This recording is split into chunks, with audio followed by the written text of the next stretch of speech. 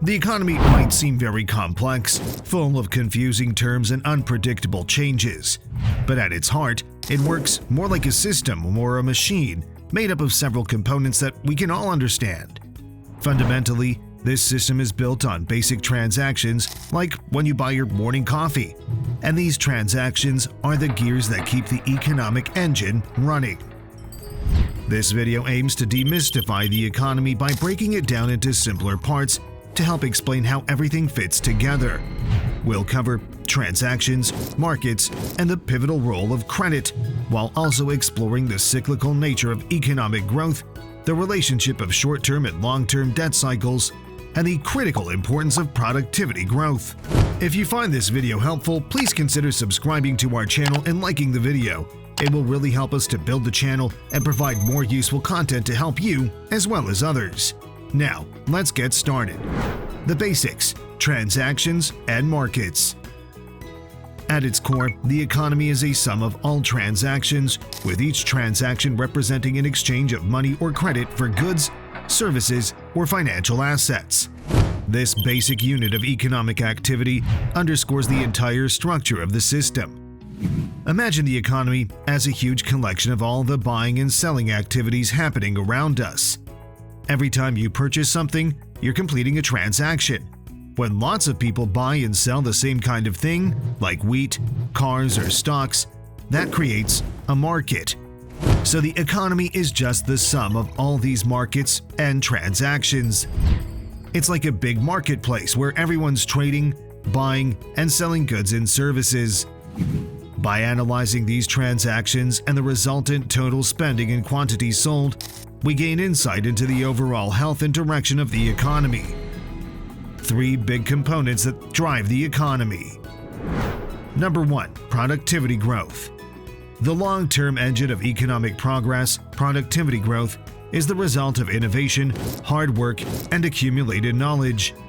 It determines living standards and underpins long-term economic stability and growth. This is all about how efficiently goods and services are produced over time. The more innovative and hard-working people are, the more they can produce, leading to better living standards for everyone. Number 2. Short-term debt cycle.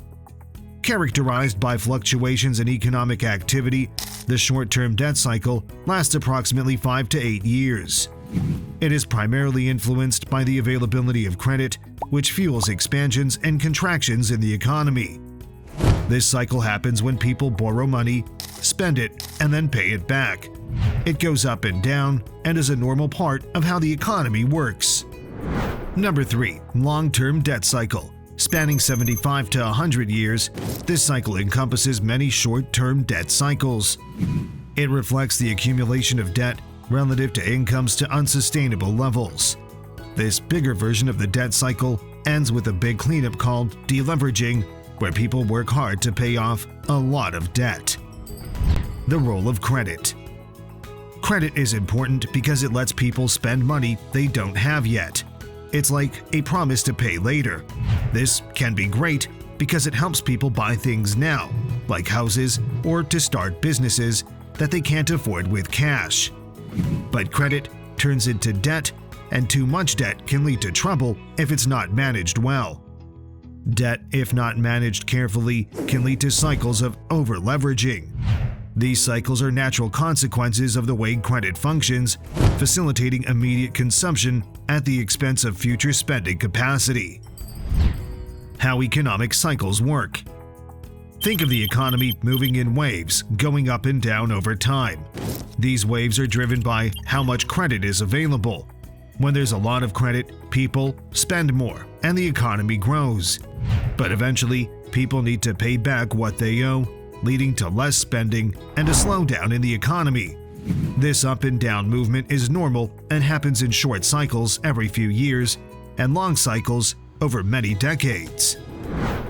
Central banks, the economy's guardians. Central banks, like the Bank of England and the Federal Reserve in the US, play a pivotal role in managing the economy's cycles, particularly the short-term debt cycle, through their control over interest rates and money supply. They adjust interest rates to control how easy or hard it is to borrow money. When things get too slow, they can lower rates to make borrowing cheaper, encouraging people to spend more. In times of too much spending and debt, they can raise rates to cool things down. By adjusting interest rates, central banks influence borrowing costs, thereby moderating economic expansions and contractions. In addition to adjusting interest rates, central banks also have the option to print new money, a measure aimed at alleviating debt burdens and stimulating economic activity. Handling tough times. Sometimes the amount of debt gets too high, and the economy needs to go through a period of deleveraging. This means people start spending less, saving more, and working hard to pay off debt. It's a tough time in the overall economy because spending less has a cascading effect in earning less, making it even harder to pay off debt. Effective management of a deleveraging involves a combination of austerity, debt restructuring, wealth distribution, and, if necessary, monetary expansion by central banks to mitigate the deflationary pressures of debt reduction. Central banks try to help by making borrowing cheaper and sometimes creating new money to support the economy, making it all simpler. So, here's the simpler version of how the economy works. It's all about buying and selling things, which we do through transactions. The economy grows when we're productive and when we use credit wisely to invest in things that help us produce more. But we have to be careful not to let debt get out of control, or we'll have to go through painful periods of paying it off. Central banks watch over this whole process, trying to keep everything balanced. Understanding the economy based on these components and descriptions helps in comprehending the overall system, making it less challenging and something we can all get to grips with. It's like a big machine where we all play a part, and by knowing how it works, we can make better decisions in our lives and businesses. Before we end this video, we wanted to conclude that the economy, for all its complexity, operates on underlying components that together form the overall system.